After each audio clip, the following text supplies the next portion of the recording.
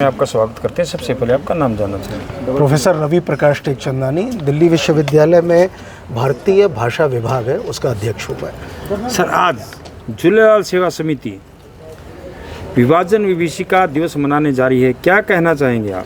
विभाजन विभीषिका दिवस के स्मरण का अर्थ ये है कि हम भारत के इतिहास के उन पन्नों का स्मरण करें, वो ऐसे पन्ने जो हमें दृष्टि भी देते हैं, दिशा भी देते हैं और इतिहास के साथ साथ जीने का की एक समझ डेवलप करते हैं। आदरणीय प्रधानमंत्री जी ने जब इस दिवस के स्मरण की बात की थी तो उसके पीछे दृष्टि ये थी कि हम स्वतंत्रता के साथ साथ देश के उस विभाजन का भी स्मरण करें। जब हम विभाजन का स्मरण करेंगे तो उन बलिदानियों का स्मरण होगा, उन क्षेत्रों का स्मरण होगा, उन संस्कृति का स्मरण होगा, उस भाषा का स्मरण होगा जो आज हमारे साथ भारत में नहीं है। प्रोफेसर साहब, मैं एक बात जानना चाहूँगा। सिंधी समाज यहाँ पर मेहनती समाज भी है, मगर कभी भी सिंधी समाज ने जैसे अपने लिए सिंधी भवन की डिमांड नहीं की, सिंधियों के लिए कोई रिजर्वेशन मिले ऐसी डिमांड नहीं की, जबकि मिनोरिटी में है। क्या कहना चाहिए आप? सिंधी समाज पुरुषार्थी समाज है।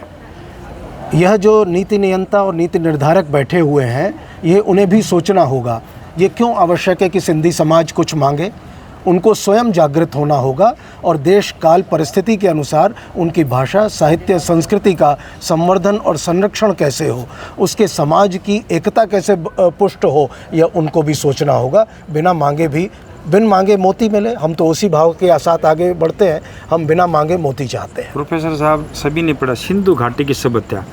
पहले ही सिंधु घाटी बहुत ही पनप रही थी। ऐसे ही जो सिंधी लोग आज इंडिया में रह रहे हैं, वो ऐसे ही अपनी मेहनत से फल फूल रहे हैं। जी बिल्कुल, वो अपनी मेहनत से इसलिए फल फूल रहे हैं क्योंकि उनकी जड़ में, उनकी बुनियाद में वो भावना है। सिंधु घाटी की सभ्यता को सिर्फ सिंधी समाज से मत जोड़िए। ये भारत की सभ्यता है, भारत की भूमि की सभ्यता है। भारत का इससे अस्मिता, उसका परिचय जुड़ा हुआ है। इसलिए हम सिंधु घाटी सभ्यता के वारिस नहीं, पूरे भारत का एक एक व्यक्ति, एक एक समाज का वो अंश उस सभ्यता का वारिस है।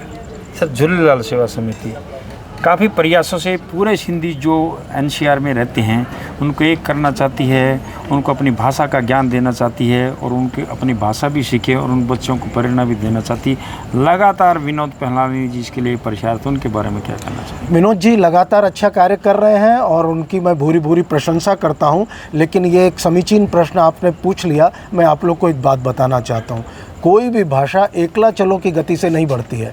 अगर मैं इतनी अच्छी इस समय हिंदी बोल रहा हूँ, अच्छी इसलिए कि मुझे लग रहा है कि मैं अच्छी बोल पा रहा हूँ और शुद्ध हिंदी बोल पा रहा हूँ, तो यह हिंदी का विकास हुआ कि नहीं हुआ?